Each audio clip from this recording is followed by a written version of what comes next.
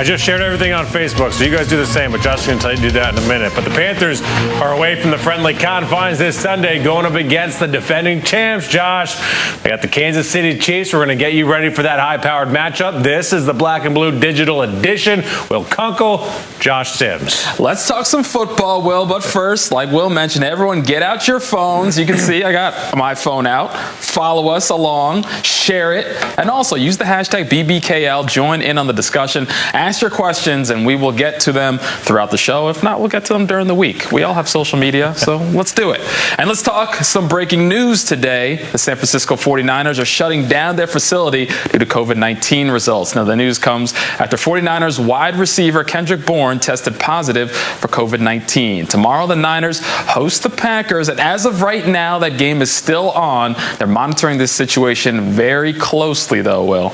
Yeah, and it only gets worse across the NFL because Lions quarterback Matthew Stafford, he's been placed on the COVID-19 list per NFLPA policy.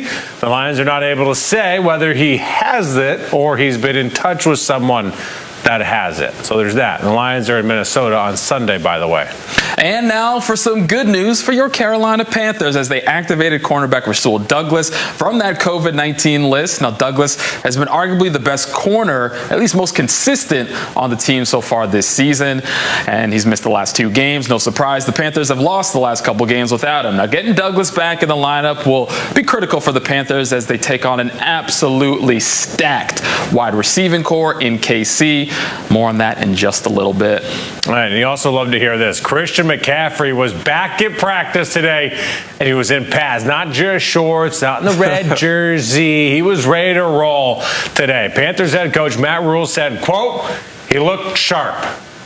Sharp. That's right. That's good, Josh, right? Yeah, that's always good. You want to look sharp? I mean, I always look sharp, but I can't do what McCaffrey does. Oh, Lord, don't we know it. All right, thank you. McCaffrey hasn't played, by the way, since week 2 when he suffered that ankle injury in Tampa Bay. So they are hopeful that he can roll against KC Sunday. And the road doesn't get any easier, as we just mentioned.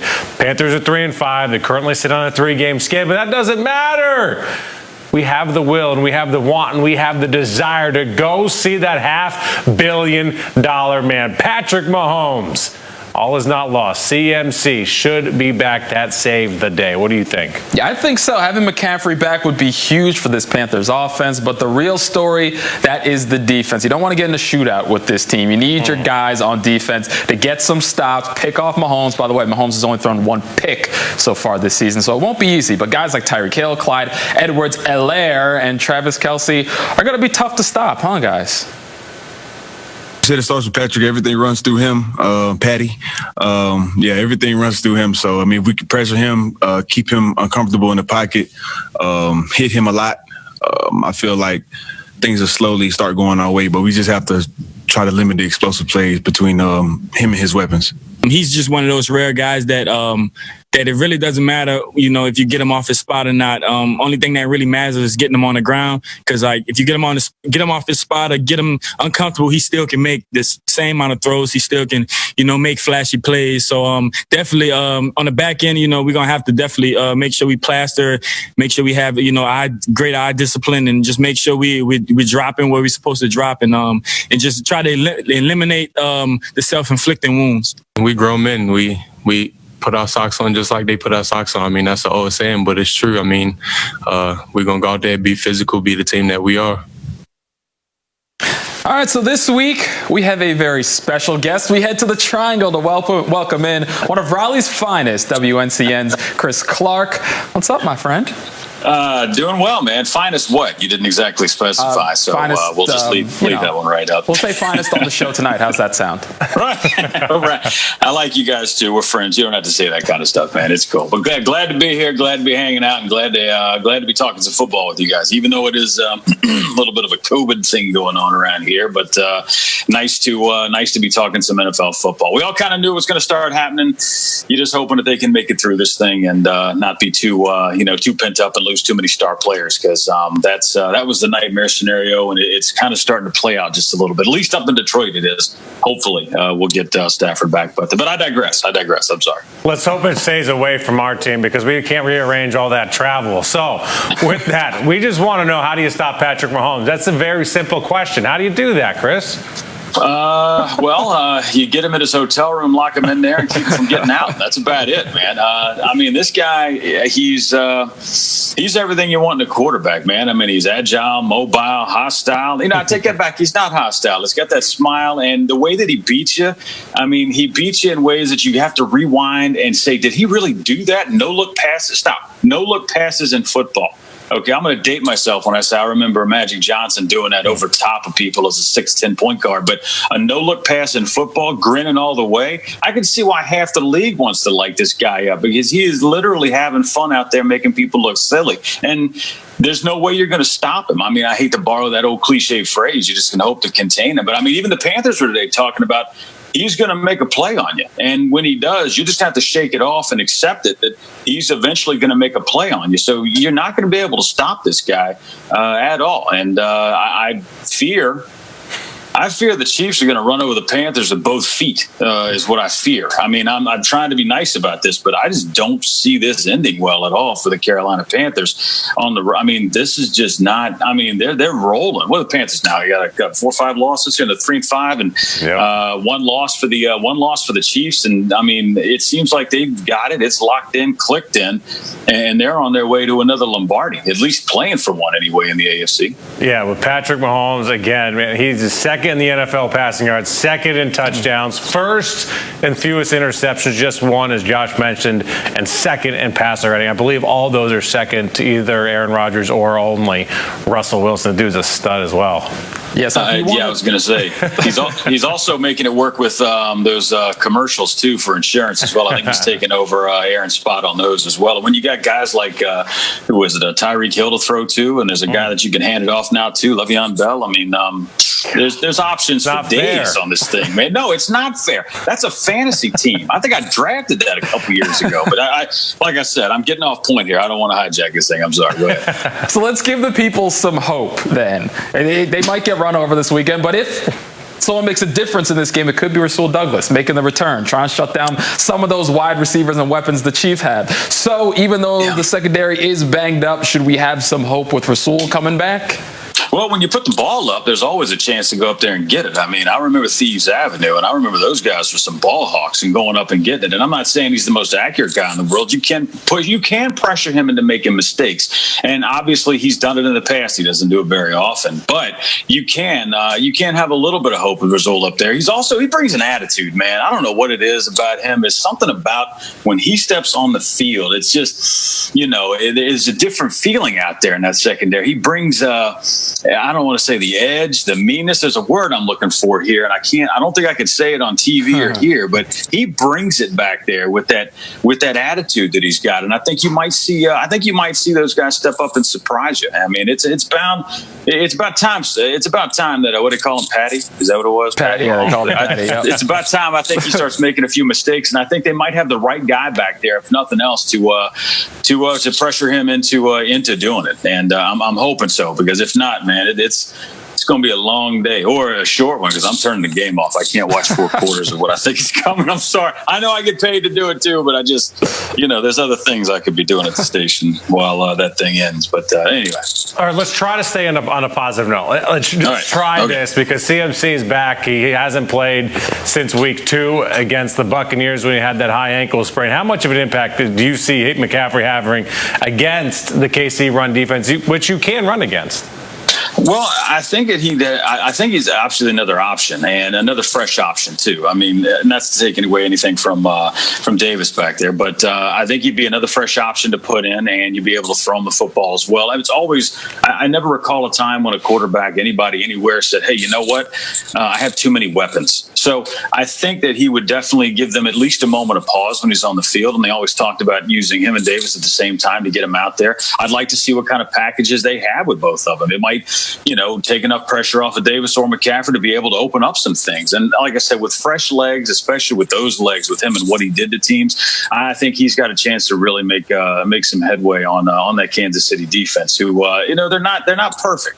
I mean, those guys make mistakes too, and every once in a while, the Panthers' offensive line will blow open a hole, and you can get through there. You just have to be ready to take advantage of it. And I think he's got a heck of a game ahead of him. And he's been sitting out. He's got the will to want to come back as well, and he wants to show and prove. I mean, it had to kill him the last couple of games sitting on the bench. Christian McCaffrey not being able to help his teammates when he wanted to be out there to be able to make a difference, especially in the last couple of games. I think he could have made a huge difference. Hopefully, he stayed away long enough. That ankle is healed up enough that he can cut on it. It looked like he was doing okay out there from what I saw from the reports I read anyway. And I think he's going to have one heck of a game. I'm looking for a big return out of him this coming Sunday. The Chiefs defense, by the way, 4th worst in the NFL on the ground, giving up 142 per, Josh. That sounds like some optimism for the Panthers going into this game. All right, so teams hit the halfway point of the season. Panthers, like we said, 3-5 at this point. So if you had to give out your midseason MVP for the Panthers, who are you giving it to?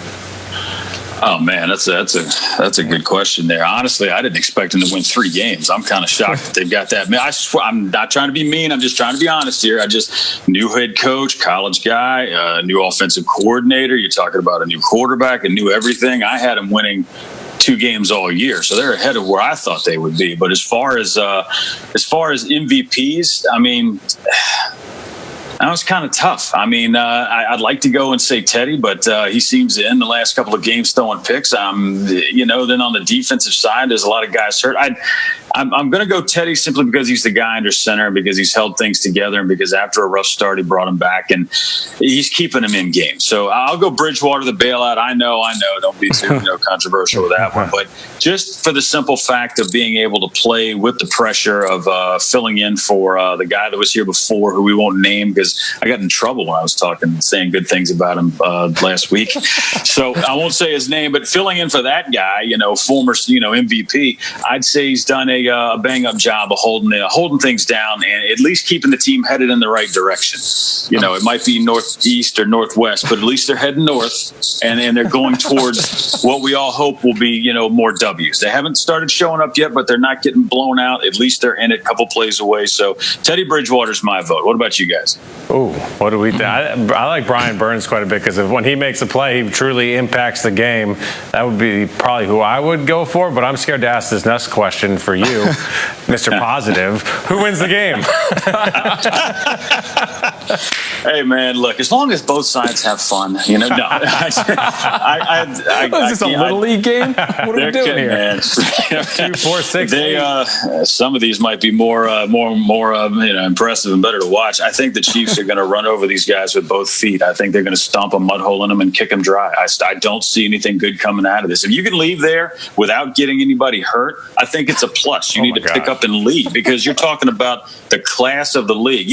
Rivera always talked about playing the teams that wanted to, stack yourself up against. You play the best to see how you are. Ric Flair, to be the man, you got to beat the man. Okay, you're playing the man. This is it. This is who you're going to have to judge yourself against. If you are lucky enough to run through the NFC, maybe, and get to the end, you're going to be seeing this crew right here, or one that's almost just as good as this crew. So this is going to be a nice yardstick test to see exactly how far up that yardstick you are. And I don't see it being a happy thing on the scoreboard, but I do see a lot of where guys measure themselves, if you will, to see how far they need to go to compete against the best in the league. How about that for a positive ending? Did I get that one? Is that it? Nice little dovetail on that one. Go have a drink. Take the edge off, would you?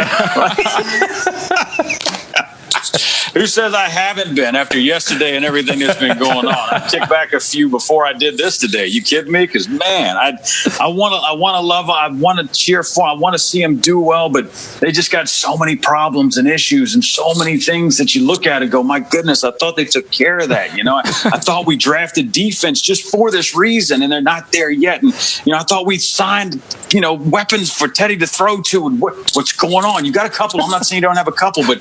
Sounds like we need to get you a therapist. I know. I was going to say, this feels a lot like a therapy session where, he's got his feet up on the couch and he's just letting it all out, and we're just listening like, oh, and how does that make you feel, Chris? We can't deal with those feelings, Chris. I'm sorry. We just can't do it. I got 3 minutes on a show during the television side of things. So you're talking about digital? Oh, we can go all night with this thing. So we are. Let me just go ahead and get a pack and break them out here. And no, just playing.